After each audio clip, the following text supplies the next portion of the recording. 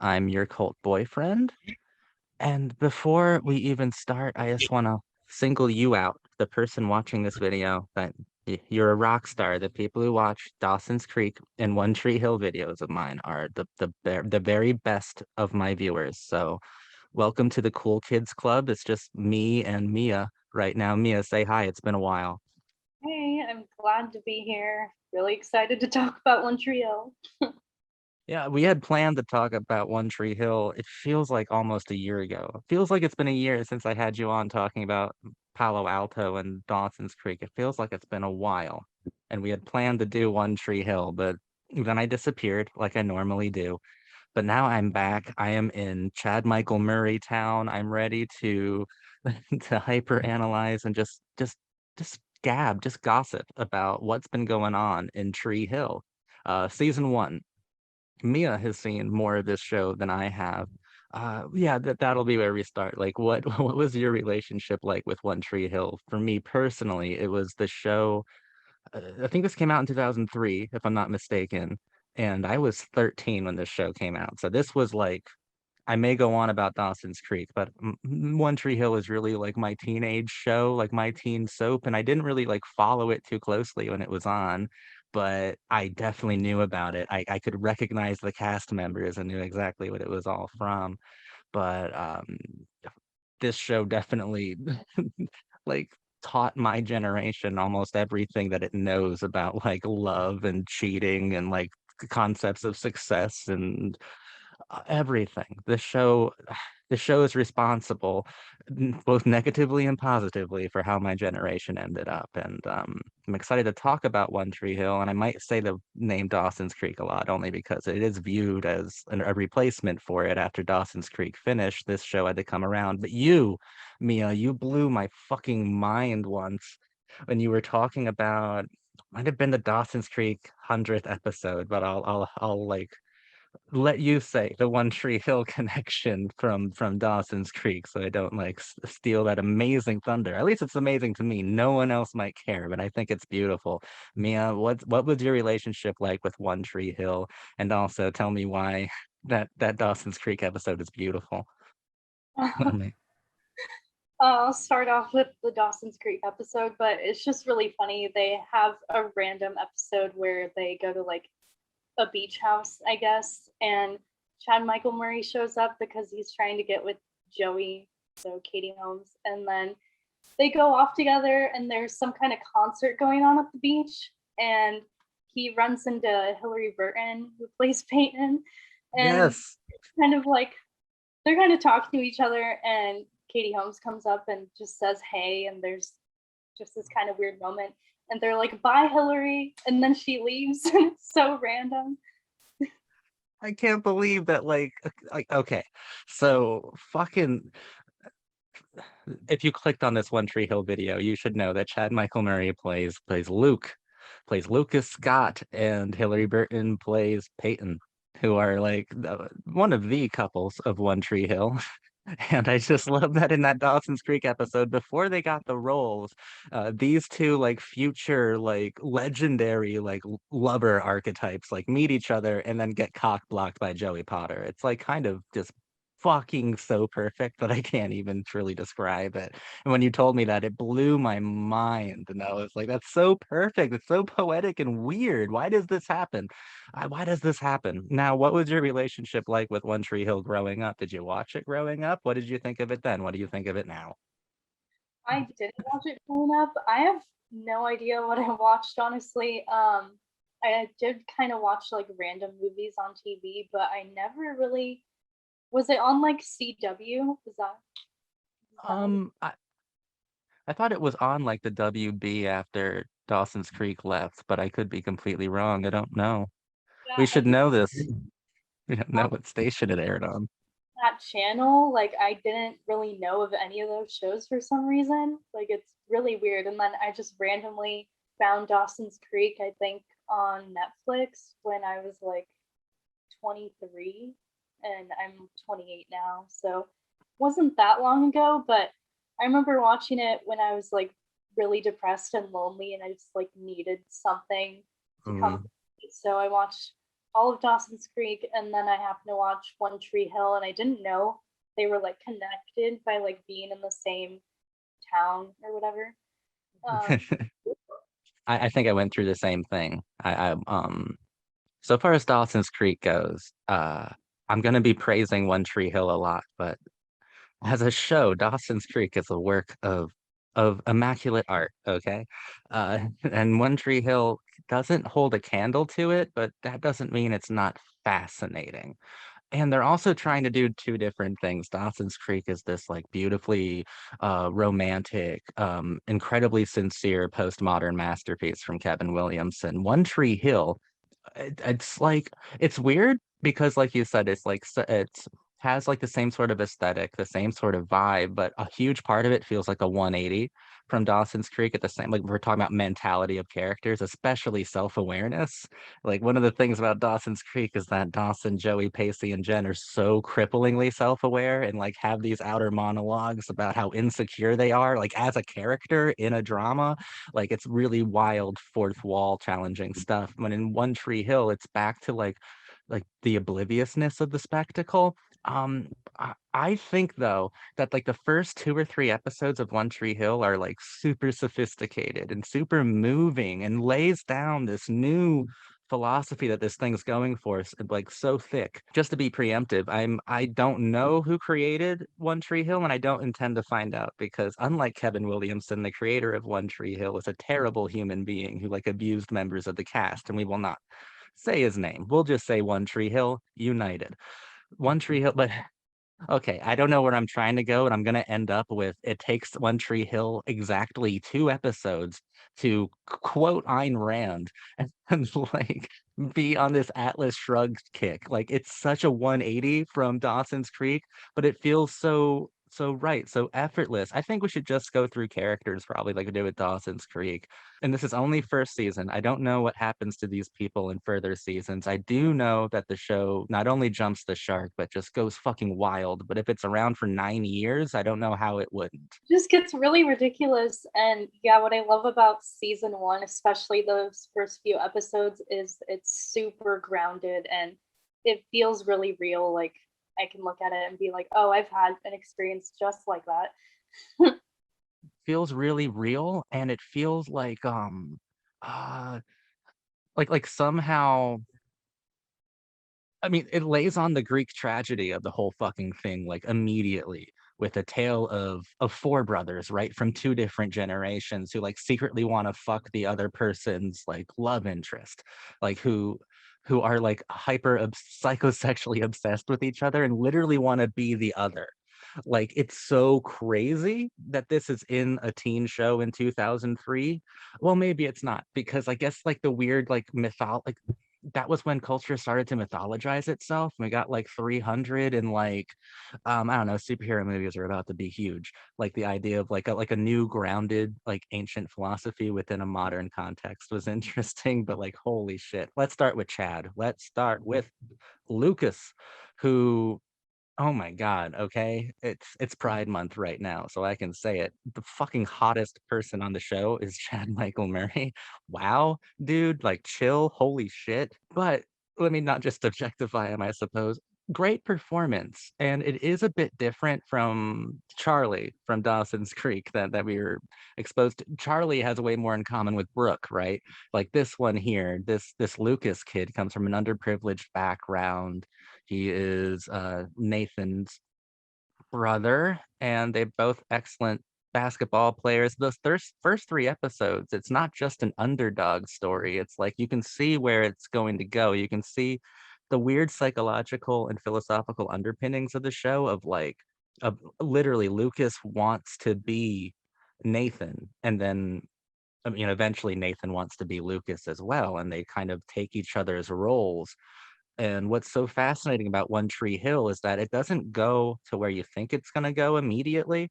It's not like Lucas finds out the grass isn't always greener or like Nathan gets humility. Like those things happen, but those things are also fucking like wildly explored, right?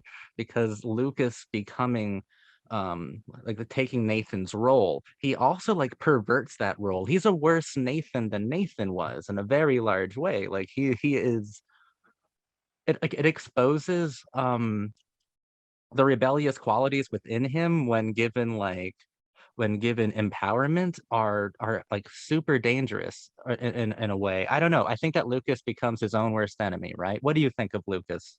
I feel like I've been babbling and making half sense, but someone out there right now is going, "Whoa, dude, fucking for real, man." I've been saying this shit for years. Funny thing I was thinking about is, well, because I listened to the podcast, I just kind of like skimmed through it because a lot of it isn't very like interesting.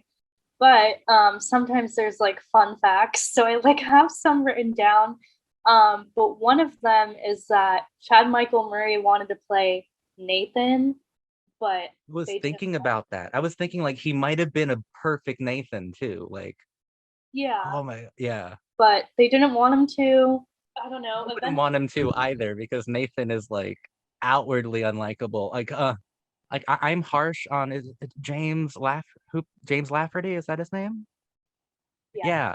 I'm incredibly harsh on him when I'm watching it because he is the antithesis. He's the challenger to Chad Michael Murray, who to me is an angel who could do no wrong. So he already is fighting an uphill battle, but even like the first three episodes, like he is the worst person. He is so terrible, and he's so much worse than Lucas in every single way. I love that I love that Peyton's listening, like even the music cues. She's listening to Your Boyfriend Sucks by the Ataris when he comes in and goes, "This music's terrible." Like, it's like, you had art on the wall? I never noticed. Like, every single line is the worst thing you can do. He becomes immensely likable by the end of the season, which might speak to James's abilities. But I was thinking today watching it of like, what if the roles were reversed? What if Chad played that character first? And I'm like, whoa, there could have been a lot of weird complexities there. Like this, like, because everything Chad does is like hypersensitive. And that's the problem with the James Lafferty characterization is that I feel like he's so cold and unfeeling until he starts to hang out with Hayley.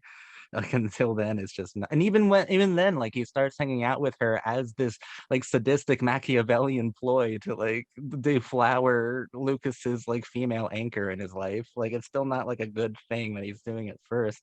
But I thought about that. What did you think of Lucas as a character? Like their dynamic? Because I guess we're talking about both of them now. The Scott brothers, the younger ones, the older ones we'll get to later, and dude. yes. Well, there's an episode I don't know if it's in season 3 or 4, but there's an episode that kind of shows them with the roles reversed. Oh So shit. yeah, it's just like really weird, but it's funny. And then like Chad Michael Murray is like his dad is Dan, so they're like acting together and stuff. I And I'm bet like, he nails it. He yeah, nails it. yeah, But that's the thing, right? Like that's where it gets like complicated because I do think that the first three episodes are some of the most sophisticated teen drama that I've ever seen because it's not just like Nathan isn't just a terrible person. I'm definitely exaggerating because in those scenes that he has with his father, like you can get it's not even too subtle, but you can just get like this years of this kind of like intense masculine abuse, like just intense, like the worst kind of like mental abuse you can think of. Because everything that Dan says is stuff that the devil would be embarrassed to say. Like he says the worst things possible to everyone that he meets. It's like a game to him. He's like a Randian superhero, like turned inside out or like actually like fully realized as a thing that's where this show like confuses me like in a good way because I don't think it's as easy to figure out as most people would think because it might not be like a just a like a more traditional philosophy especially if it's inverted and if like the whole ending of the show is like both both Scott brothers take off the name off their back and they're like, I do have a name on my jersey. It's the Ravens. It's like my community. It's my team as opposed to the individual because it seems to be like hyper fetishizing the individual, like the world you want is real. Go take it or whatever. But then by the end, it's this shared experience thing that I find really interesting that I'm sure we'll talk about more later. But Lucas, I think Chad Michael Murray is incredible here. I can see why he was a teenage heartthrob. Anyone could see why he was a teenage heartthrob, but like it's cool seeing like legends in motion before they are. Like the early episodes of Dawson's Creek. You're like, man, these kids don't know it, but they're gonna define a whole youth culture for a long time. And you can see that with Chad and with Hillary Burton here. Like definitely those two. They had the makings of legend. Especially because it's a show and not a movie, so you can really like follow along and see how they're like changing. I love that you and I like we are well versed in Dawson's Creek. We're well versed in these 23 episode seasons with like loop de loops and like spinning wheels and corkscrews everywhere, dude. Like we know that in a 23 episode long or 22 episode long season of a teen show, there's going to be time. There's going to be even dead air at times. Like the people who we see at the beginning most likely will either be inverted or unrecognizable near the end, or like a fully formed version of their archetype, which happened with One Tree Hill, and it's a very successful season on that account. I want to talk about my new obsession, though. I want to talk about Hillary Burton. I want to talk about Peyton, because she is probably the best parts of those early episodes. She's like the most like gratifying character and the most visceral one. I mean, the first time she's shown, she's on this like self-destructive like suicide drive, literally a suicide drive. She drives like through like red lights, just pedal to the metal, like racing trains before they like kill her, things like that, and listening to the coolest like pop punk that was available in 2003. She's the coolest. Like, oh man, the second the show won my heart and embarrassed me was when Chad Michael Murray, he works for his uncle, uh like part-time mechanic or something, and they go and tow Hillary Burton's car, and he sees a no effect sticker on her binder, and he's like, that's me inside your head. And she's like, what? And he said, no effects. Those are lyrics. She's like, I know this song. And I thought to myself, my flirting has not progressed any since that point. That's it. That's the best I can do. And oh my God, this girl, that's a fascinating character. She is like a cheerleader who definitely like wants to like self-immolate, or just she wants to feel alive or something. Well, actually, she says exactly what she wants in the second episode. She wants a moment of clarity. She wants a moment that everything makes sense, or everything feels inspiring and inspired at the same time. Like she wants a moment of clarity, and she is rebelling against a world that she feel has rejected her, but more importantly, she's rejecting that world because that world doesn't have the passion that you can feel, so she is just testing herself and testing herself, and a lot of it's from, if I remember correctly, because it's been a little while since I watched the entire season, but it stems from like the loss of her mother, right? There are like traumatic events that she's trying to process that she's unable to, things like that. Yeah, yeah. Yeah. What do you think of Hillary Burton in this Um, show? it's funny that a lot of people just say that she isn't a good friend and tend to really like hate on her, you know? Um, I don't know. Fuck these people. Keep them away from me. yeah, that's how I feel too. Like I really love her, and I just see that she was preoccupied with her own loneliness and being around these people that, I mean, I can tell that she would have wanted to talk about like music and stuff, because Brooke comes up to her that one day and she's like, "Hey, like, did you listen to the new Beyonce?" And Peyton just like looks at her like, "No." Yeah, and I get that you're like Miss Badass Gwen Stefani. Just yes. And he just has that line like Brooke where she's like, "Friday night, like you're there and you're one of us." So Yeah, but like you have to, uh, you have to side with Peyton's like aggressive aggravation at the state of the world, at the fact that her world seems planned out. Because in that same scene, she asks Brooke like, Have you ever thought about what happens after high school? And then Brooke, you think you're gonna get interiority, but Brooke and like it starts off pretty passionate like response, and it goes to like, I'll marry some guy who's rich and just like live a Stepford wife lifestyle or something. Like that's what it amounts to. So like Peyton is surrounded by like facile people, by fake people. Of course, it's a 22 episode show, and people like Brooke and like Nathan have much more interiority than they originally seemed to possess. But this show does posit that those outsiders, like Lucas, like Hayley, like Mouth, even these people are like full of character, full of personality. That the inner clique, that like the elite group can only dream of, or the elite group does possess it, but part of being like the showcase, like being like the prime example of youth culture, or like of your class, is that you can't actually express yourself truthfully. And then it gets even worse for Peyton because of the art sketchbook, right? And Lucas tries to do like a cool, like friendly, like a kind of grand gesture when he tries to get her to give it up, submit that stuff to, forget the magazine that's in the movie, but submit it to like an alternative kind of magazine that might publish those photos.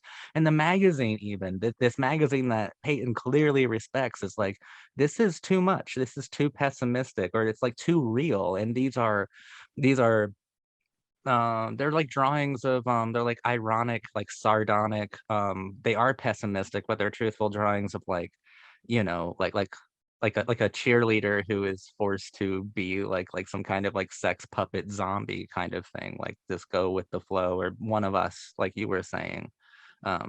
It just takes me 50,000 words to get to your one sentence, but I always get there, Mia. I always get there. And there's one other thing I want to talk about with early Peyton, actually, is the Punk and Disorderly website.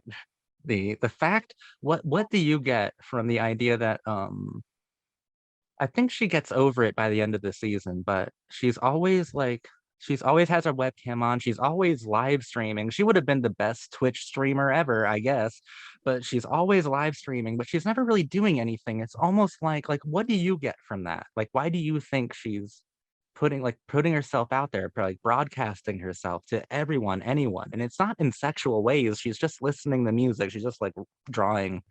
She's like hardly in the frame. She's just there. What do you get from that?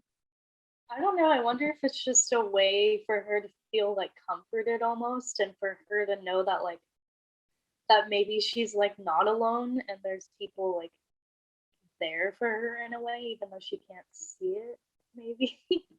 Absolutely. And I think some of the most beautiful parts of the show are, I think both Lucas and Nathan do it at different points, where they're like watching her webcam. And the- Lucas, it's much easier to grasp what he's dealing with, because it's like he's seeing a girl who desperately, it's loneliness. I think you're absolutely right? Because in that episode, they ask Lucas to describe her in one word. He says loneliness. What do you think of Brooke? What do you think of Sophia Bush? Ah, I had some stuff written down.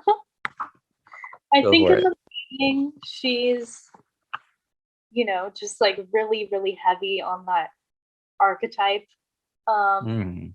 of just kind of like wanting, I don't know, really wanting Lucas and being like all about that, even though she kind of knows that like Peyton isn't doing. By the way, she does that archetype really well. She does it great, but she does transcend it. You're right. And it's just really funny how they're in Peyton's room and she's like, it's too bad Lucas is poor and can't play because he's fine. That's so good. I even like the time where what a different time 2003 was. The episode where they had the auction, where they auction off these teenage basketball players, but like she gets Mouth, right? I think that's the same episode where she takes Mouth on a night on the town. He's like the dweeby fucking like announcer guy. and she takes him to like all these bars and stuff, and he's like, "This is the best night I've ever had." But like, holy shit, Brooke, chill out. You're supposed to be like 16 or something. And she goes to this bar in the city and goes up to some guy, and he's like, "You don't remember? We've done this before. Like, you've done this with everybody here before. Like, you don't remember this at all." And that's when that archetype starts to wake up and get like weaponized in a weird kind of way. She becomes so manipulative in a way that's good. Like the last few episodes of the show where they manipulate Nikki, Jacob's baby mama, into going across the country like a wild goose chase to find her baby, which is weird, which is crazy. Let's not have that debate, but that's crazy. But she manipulated that situation really well. Her voice is amazing. Do some voice work, Sophia Bush. Wow. Sophia Bush was amazing in the show. She was great. She was great. Fucking awesome. I like love her the most on the podcast rather than like Joy or Hillary. Like I just really enjoyed listening to Sophia. It seems like she just has more to say and she's like not held back about it. Joy. Who did Joy play? Hayley. Hayley.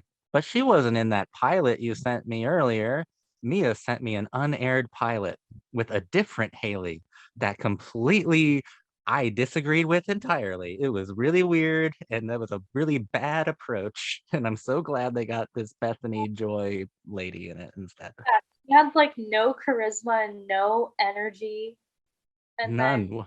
comes in the real pilot and she's like so vibrant and you can just feel their friendship is real. And now that said, her character is the most like disagreeable character on this show. I am with Lucas. Motherfucker, why did you get a tramp stamp of my evil brother's number on you? Why did you get branded? And also, it ends on the cliffhanger of them being married. I'm with Lucas like 1,000%. I don't know where season 2 is gonna take me, but Hayley is kind of psychotic and incredibly immature and naive and should maybe listen to Lucas about how, hey, my dad and my brother, they're kind of the devil. I know they're all right now, but did you see last week's episode? He fucking tried to murder someone. uh, I was gonna say I don't know if it's in season 1 but there's like an episode where Hayley goes on Nathan's computer and finds his porn Yes. and Finds his porn and then finds like screenshots of Peyton's stream, but doesn't really bring that up. Like that's worse. I would be like I would be more hurt by that. But in the podcast, like the girl who plays Hayley Joy, she's still super against porn, and she was saying that like all porn is bad. What? Oh my god. Oh my god, that's terrible. The only reason I like that plot line is because that's where Nathan is comes near the end of the season where Lucas allows Nathan to open up to him and like he talks about Hayley, this thing he's super sensitive about, and he hears him out, calls him a porn freak playfully, but like hears him out, and that's actually a really tender moment. But fuck the porn thing, dude. That's ridiculous. Hayley, chill. Oh my God. Dan is the devil, right? Dan's the worst human being that ever human beinged, right? He's the worst thing that ever happened. Yeah, I have a story from the podcast actually where he was on it as a guest and he was talking about this time because him and Joy happen to hang out a lot, like they go to dinner or whatever.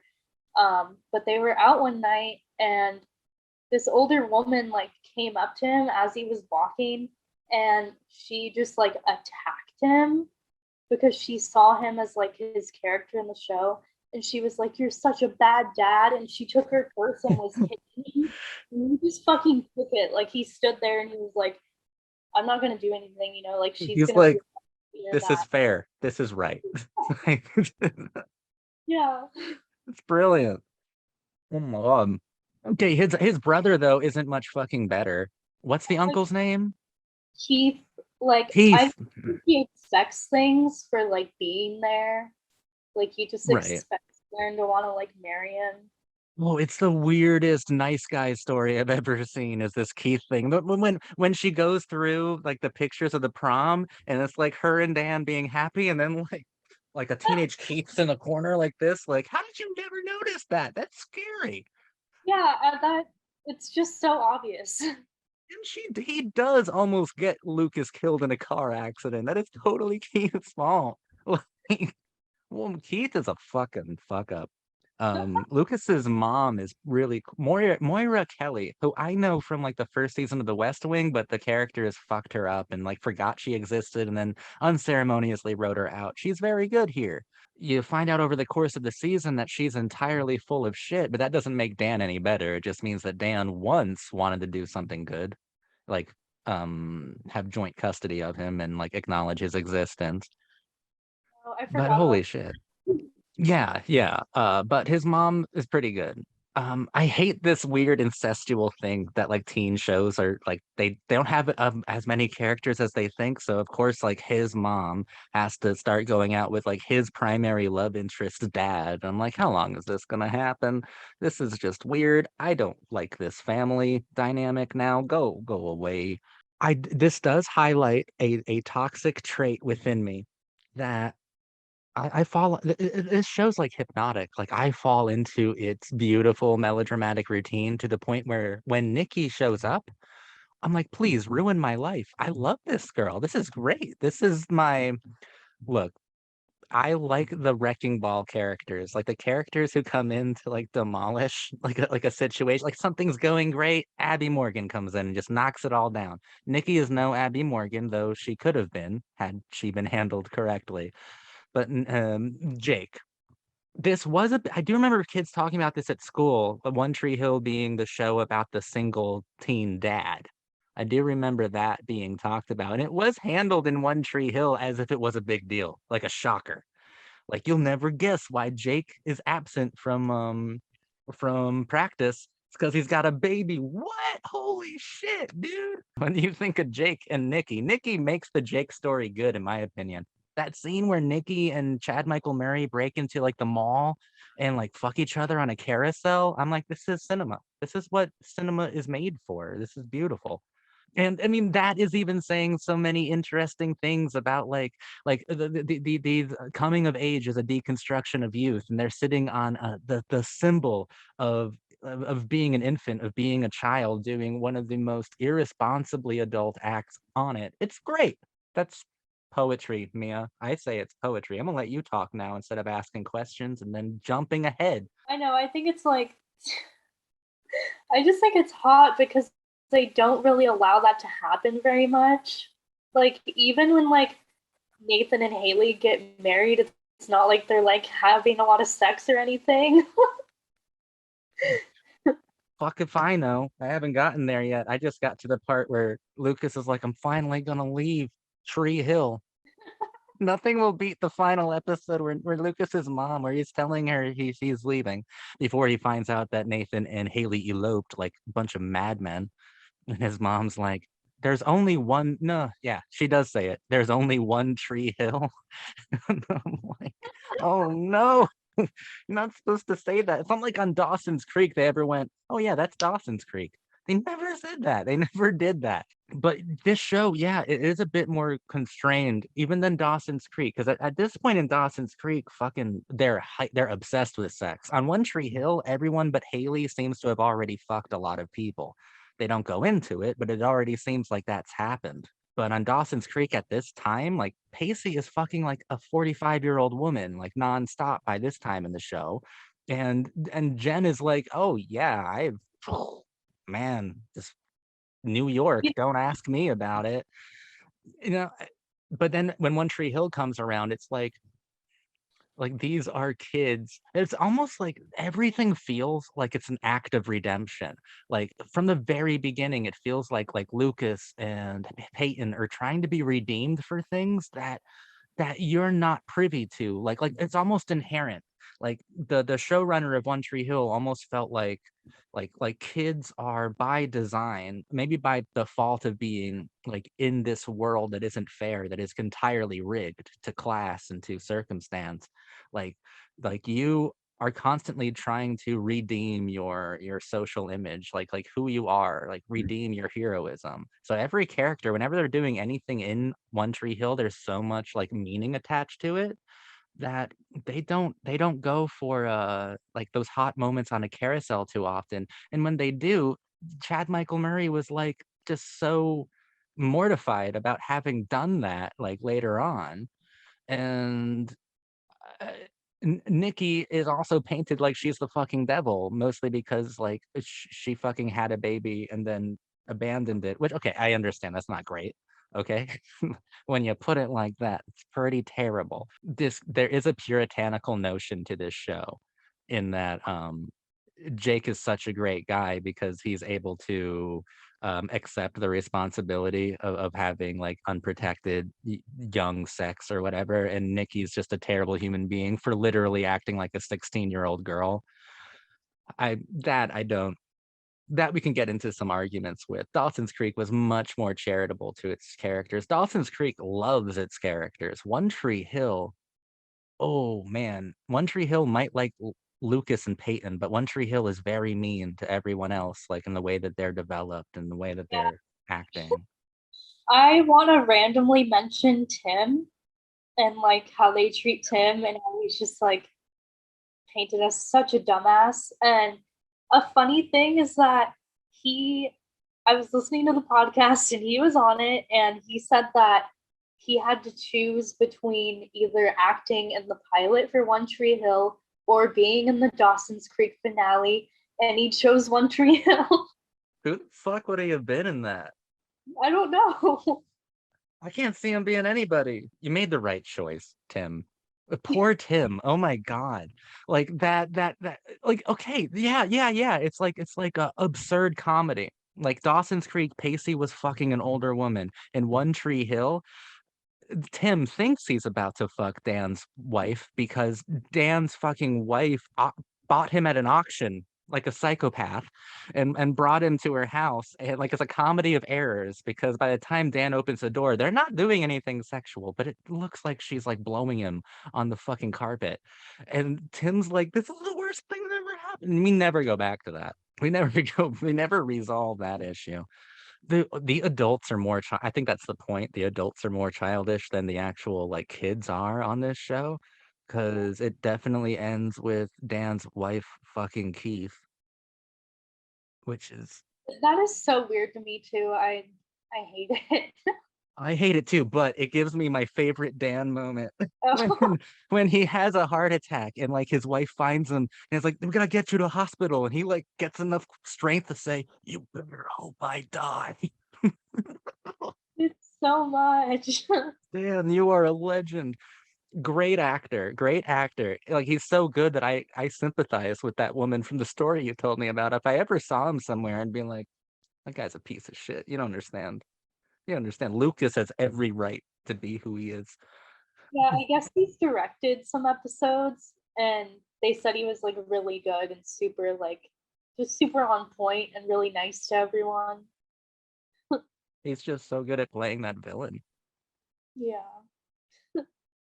The but One Tree Hill, yeah, I think that we might be onto something with I think it might openly hate its characters because even the way that the show ends, talking about, like what groups of animals mean in different contexts, and they're like, like a murder of crows, a parliament of owls, then because they're ravens, they're the Tree Hill Ravens.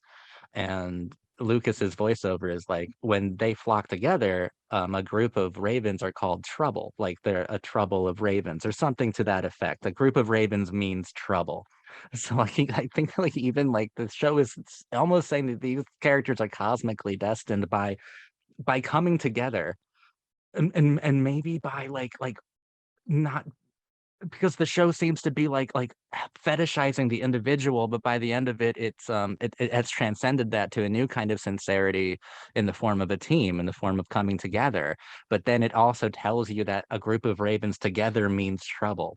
So it's like it's punishing the kids in the show for doing exactly what the arc logically would have wanted them to do. Like it's so unfair. You know what I mean? Like that's such an unfair thing to do to an archetype, to punish it for growing. What? Yeah. It really does Bro, just get worse and just crazier. I'm ready for it. I'm ready for it. But season one is like pretty grounded, but I do like it. I'm glad that you brought up that that scene on the carousel is so hot because we don't actually have scenes like that in here. If we have a scene that does get erotic, it's there's an underpinning of betrayal.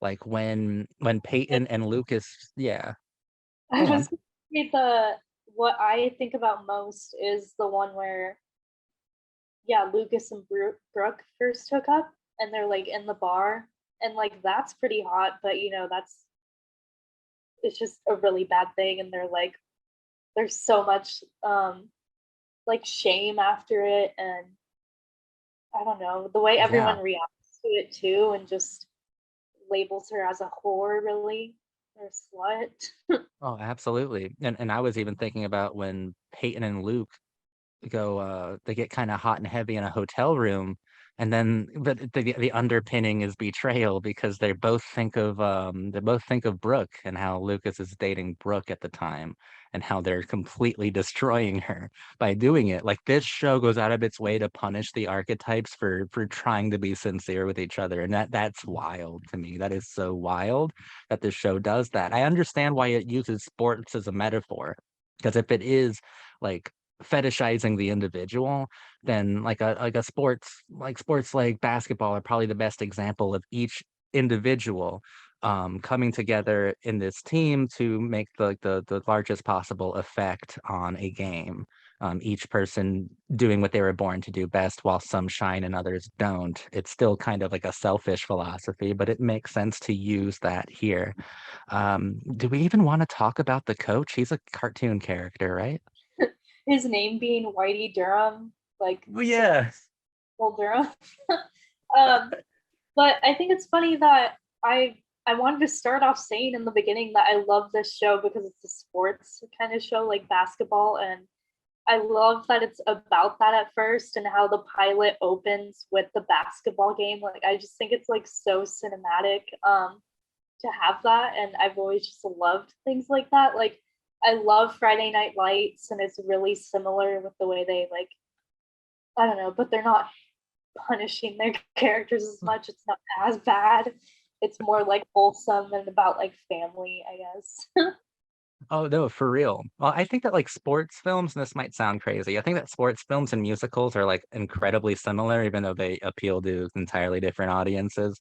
Like when you want to express an emotion that's kind of difficult or should be amplified, it's you either do that through song and dance or you do that through some sort of action like sports. It's you can call it dancing if you want, but so much of One Tree Hill's pathos is derived and first expressed in sports. Like we feel the failure of Lucas's missing shot at the tournament. Like we feel the elation of his winning shot in the first episode, like on the street. Like we feel that in a way that would hit larger than any other kind of expression of it, because Lucas making that shot in that first episode is his first dent into this weird super rich, ultra elite world of Nathan's. His first dent in it, and he goes up to Peyton and is like, I'll be seeing you around. And yes, he will be. He definitely gets punished for winning that game, though. He gets punished for every good thing he does, everything. But by the end of the season, where he misses that goal while fighting for that kind of weird group, that kind of clique, that cool kid group that he was at first attacking, but was absorbed by and then transcended it to make it more sincere. When he misses that shot and Nathan consoles him afterwards, that's a good tender moment that I'm sure no one will be punished by. I'm sure that's just a thing that's going to be fine and everyone's just going to be happy. That's not the way it works on One Tree Hill, though. If you feel good about something, you will be punished for it eventually, if not right away. Holy shit. Fuck. I know you went way ahead of me. Do you have like a favorite episode of One Tree Hill that I just haven't seen yet?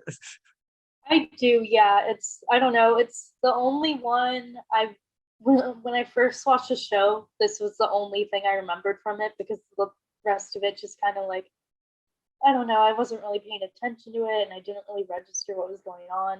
But the only thing I was paying attention to was like Lucas and Peyton and their story, I Mhm. guess. I was really like wondering about that. But yeah, I think it's in season 4. There's the like state championship, and they win. Cool. There's just What? even Dan has like a moment of like, I don't know, feeling like awakened almost, and like seeing like what's happening because of him. Oh, that's And awesome. there's a moment where Brooke just lets Lucas go to Peyton, and Oh it's just like, shit. yeah, that's what I think about. And then he like goes up to her, and they kind of like reenact the first scene in the pilot, or I think it's the second episode, where he's like, "Oh, nice legs," and he like, Oh yeah, yeah, yeah, yeah, yeah. Yeah, yeah, that's so good. Oh my God. The chemistry is undeniable between Chad Michael Murray and Hilary Burton. Like it's legendary. It's not as good as Joshua Jackson and Katie Holmes' energy, but it's a different sort of feel. But it's a vibe that is totally there, and I love it. And I just hug that feeling forever. This show was definitely made like watching it is blowing my mind because it's like all of these tokens of my adolescence. The second episode is called The Places You Have Come to Fear the Most. She's on a suicide drive to like hands down my dashboard confessional. Like every like signifier, every cultural marker that the show is placing down, like it just hits me like a baseball bat of like, wow, I remember when this shit like defined my entire existence, this song, this everything. I think that might be why I like Peyton so much, because she reminds me of getting into music when like one song could like just define something huge about you for a week or two, like that the kind of way thing, like looking for an identity. the way that she's driving in the car, and you can just tell that she's so happy to listen to her music, is so nice. Um, Honestly, yeah. yeah, I really love that about her. And it's funny that in the pilot that I sent you, the unaired one, they have a different song playing where Hands Down would have been. They have like a Foo Fighters song or something, and it just doesn't feel good. Disgusting. Disgusting. I'm so happy that Hands Down is there instead. Oh my God, it's perfect. It's perfect. Like, you want to know what 2003 felt like? Watch the first episode of One Tree Hill. That's what it felt like. That's what it felt like to be there in that moment. I was so into like Dashboard Confessional, and I would have been so into Peyton because I was definitely making people CDs and giving it to them, and they wouldn't listen to them, and it would just kind of upset me. And it's like the same thing that she would do. Exactly. I feel the same way. And dude, okay, the fact that Lucas can quote Linoleum by No Effects to her, like I would have fucked him right there on the spot. I'd be like, bro, let's do this. You got me. That's my one weakness, bro. My God, Peyton. Well, the thing about Peyton that's so cool is that, like, more than me just thinking that she's hot, but she is. She's a beautiful girl. But she, to me, is like the most relatable character in this season. If not, I haven't seen the whole show, but maybe the whole show as well. She's incredibly relatable. I like this archetype because I haven't seen it too much. Not done this well. Like a self-hating cheerleader or like an outsider, this contradiction, honestly, right? Like this huge contradiction, but she's not like hidden. It's not like she's hiding any. She has her fucking. She's constantly streaming herself, like hoping for someone to see the thing that she doesn't know how to describe about herself. You know what I mean? Like Yeah, she just wants someone to understand, to understand that, like that thing that you can't express about why this song means something to you, about why that moment means something. That she wants that thing that we all wanted as teenagers, like that person to understand you. It definitely helps that that person is very attractive, but like that in itself is attraction, like wanting to feel understood, and it's not, I don't think it's narcissistic. It feels totally honest and genuine, and I love that part, that concept of her character. It's so wild. It feels more at place in one of those indie teen movies of the time to have a character constantly be streaming herself. It doesn't feel at home in a teen soap opera. It feels like it should have been in 2003 teen movies that were like kind of indie, like an Igby Goes Down or like a fucking Chum Scrubber kind of thing or whatever. Like, I don't know. I don't remember. Donnie Darko, she would have been much more at home there. Like, this kind of feeling is wild. yeah, it feels like they were really setting up her like vulnerability because so much ends up happening to her later. Just all this crazy stuff, and I feel so bad for her. And she's just so vulnerable and able to just like go along with things because she wants to like feel something, you know? And I think that's Hmm. that like later they kind of like introduce like cocaine, you know? And Why that not? Why not? Oh my God. I do want to see Brooke high on cocaine though. That's something I'm interested in seeing. But fuck. But even Peyton, like, she does seem like really happy with Jake, and that seems like a good situation. And she even brings the baby out to like the mall and involves her in her own social life. So what does the show do? It fucking punishes her for it by having like Nikki run in and literally steal a baby. Like, how does this happen? And then Peyton has to like, she's in love with this kid, Jake, basically. Maybe not, not really. She just there's a lot of meaning she finds in Jake. And then she has to send Jake away on a fucking cargo ship.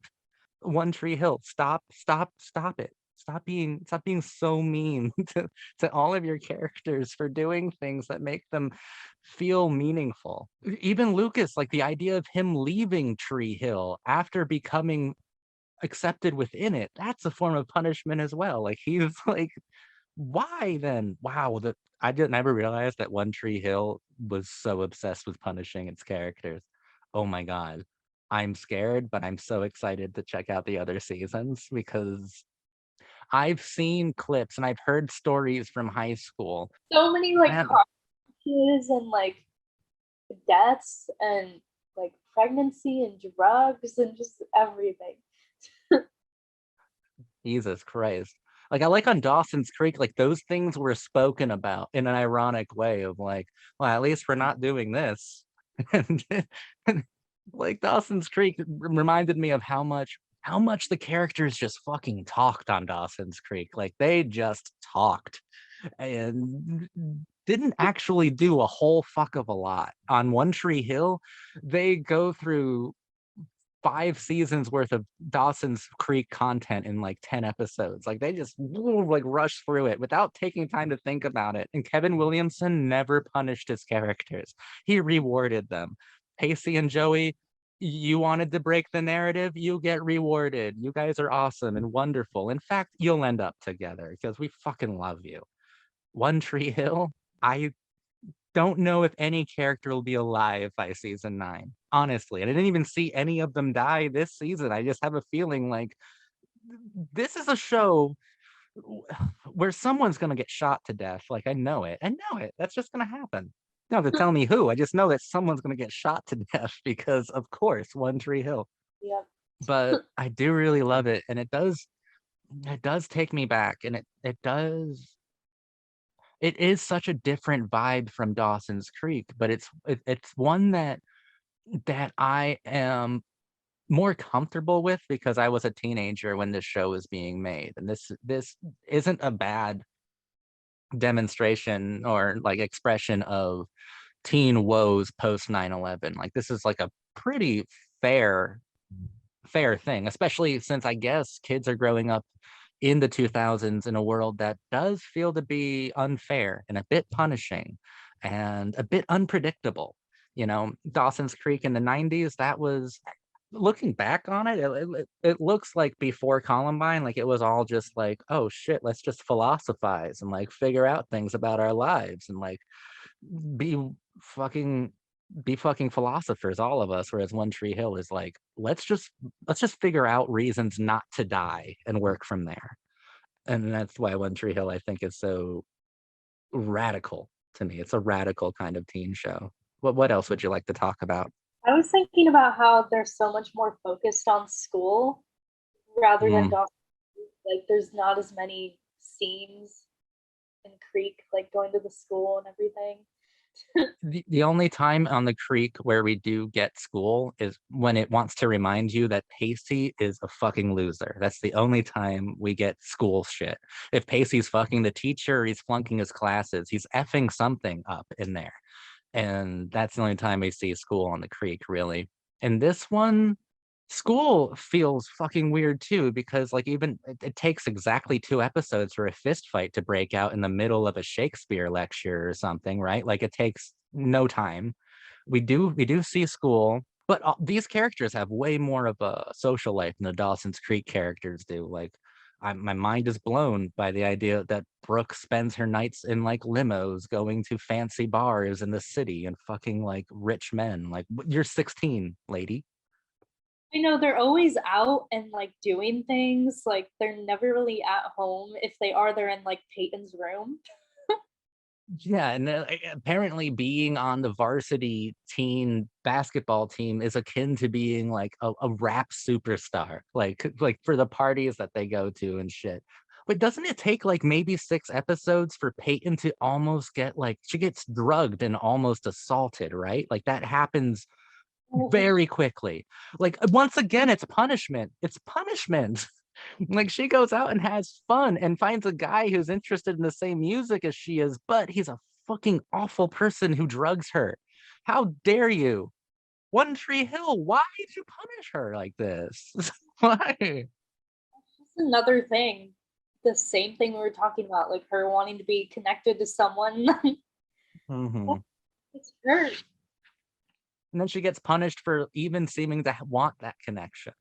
It's weird. It's wild. Poor Peyton. Poor everyone eventually, but this season was really uh, look, Nathan wasn't treated much better though. But that was more of an uphill battle because he started off as a piece of shit and got much more likable.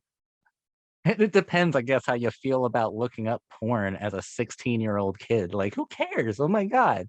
That's like the worst thing he does near the end of the series. Maybe I do like that auction episode because I think of a lot of good characterization in it because Peyton gets Nathan and they have a really good discussion in a pool where you get a lot of good characterization and maybe hints at a future tenderness and sensitivity. And then you get Hayley and Lucas being friends on a rooftop throwing water balloons at each other. Some of them are filled with milk. I didn't know that people did that. They acted like that was normal. But you get a lot of sensitivity there. Who's your favorite character and least favorite character, and then who's your favorite like relationship dynamic? Because I think that Lucas and Peyton are mine, but I do like Lucas and Haley a lot in season 1 when they're able to actually be friends. Yeah, I like that too. I guess Lucas and Peyton would be my favorite, but I also love watching Brooke. Like, I don't know, she's just so beautiful to look at too. I like watching her do anything. Yeah, yeah, I'm with you on that. When Um, she like episode 4 or 5 where she like takes all the painkillers or something. Oops, all gone. I'm like, this is adorable. This is adorable. She's gonna overdose and die, but it's adorable. I was thinking about other characters. I don't know. I guess I don't like Mouth very much. Especially later Yeah. on. He's so heavy on like again like Keith, like expecting something because he's been there and is the nice guy. Right, right. Mouth was pretty innocuous in season 1. If I had a least favorite character, it would honestly be Keith. Fucking dreaded seeing him on screen eventually. I like the Greek tragedy dynamic between he and his brother were like okay, but like fuck dude, I get it, I understand it. But the nice guy thing, I think it's even worse with him and Lucas's mom. I can't stand that. I'm like, oh my God, I think Keith is the worst actually. Dan, I love to hate the man. I love knowing that every time he shows up in a scene, he's going to say the worst thing you can possibly say with a smile, and then seem almost like he lacks any self-awareness about it. Like, that's just that's what's logical. It's logical to call you a human failure and a fucking ugly person. Like it's logical. It's really Fucking funny. Dan. I'm pretty indifferent about Jake. Like at first he's all right, but then later on I'm just like really bored of him. You read a lot, right, Luke? Here, read Atlas Shrugged. I'd be like, get away from me, you psychotic human being. I don't know. Why are you giving me Ayn Rand, you fucking nutcase? Go away from me. Nikki was way cooler than he was. I will say that completely. I don't think Jake was interesting until Nikki showed up. Wait. Okay, this show went the extra mile and I almost forgot. Imagine if Dawson's Creek had Paula Cole show up at open mic night at the fucking like the Creek restaurant that Joey Waitress is at to sing I Don't Wanna Wait. This show brought Josh fucking Groban to the coffee shop to sing the show's theme. I don't wanna be. I don't wanna wait. I don't wanna be. What is happening? I will say that I think that that song actually fits better than I don't wanna wait because I do think that the since I don't wanna wait's actually about like World War One or two like vets and stuff, it feels weird. It works, but it's a bad transposition of a song. But I don't wanna wait. I love the opening, and it makes sense, like, that it fits, and I love the way the opening is captured lyrically, like, takes off when he's driving the school bus, but what the fuck? Josh Groban was actually on this show singing the theme song. His name like Gavin DeGraw, I think. Fuck. Who's Josh Groban? I don't know. But yeah, it's so funny. I was watching the show one time and one of my roommates like walked by and it was on that scene where he's like performing the song and he's like, what the fuck? Why is he like performing the theme song? And I'm like, it's just One Tree Hill. That's what it is. Like, it is Davin McGraw. Josh Groban, I think, is someone else from that exact same time period who did the exact same shtick. I apologize to all the big Gavin DeGraw fans out there. It was hilarious. He showed up and played the theme song, and and it, really vibing. They're just really vibing to it. Freaking coffee. It's not even a postmodern gesture. It's just a thing they did. Like it wasn't trying to say anything self-referential. It was just get Davin DeGraw on the show. I guess Joy does a lot of music herself. So she goes to see him and then they like play music together. Something. Okay. Okay then. Okay, if Peyton actually liked the music that her character's supposed to like she would not give a fuck. If I almost called him Josh Groban again. If Gavin DeGraw was there singing his like sweet little soulful, easy listening melodies, she'd be a bright eyes girl through and through. I know it. Eventually, it would happen. Do you have any closing statements on this first season of One Tree Hill? I might drag you back for another discussion whenever I finish the season two. It won't be in a year from now. It'll be sooner, hopefully.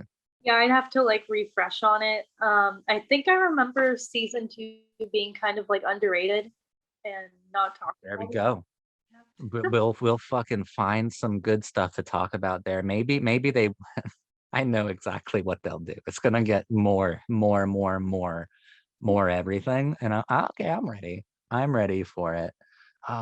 It is a fascinating show, and much like Dawson's Creek, I don't think people give it the credit that it's due or the attention that it needs because there's a lot to talk about within One Tree Hill. And unlike something like Dawson's Creek, One Tree Hill makes a lot of mistakes. And it's through that kind of criticism that you can maybe come to even like a larger understanding of what coming of age cinema and television could really express in its totality. Like Kevin Williamson was a genius, so Dawson's Creek is in another category. But One Tree Hill, that seems to sometimes, even in season one, it feels like the writers are just fucking throwing shit at a wall and be like, oh, that would be funny. That would be good. Yeah, yeah. I know we didn't originally intend for that, but just do it. Just do it now. It doesn't like there's a blueprint, but the blueprint was scribbled by a sociopath, is what One Tree Hill feels like. But I really do love it because it is super tender and sensitive, though. Peyton and Lucas forever. Honestly, I do love them. I do love them. They kind of symbolize a lot for I think my generation. Honestly, Mia, thank you so much for being here. It's been a pleasure as always. And yeah, I think that's where we're going to end it. Thank you for watching, everyone. And I think I'll see you next time.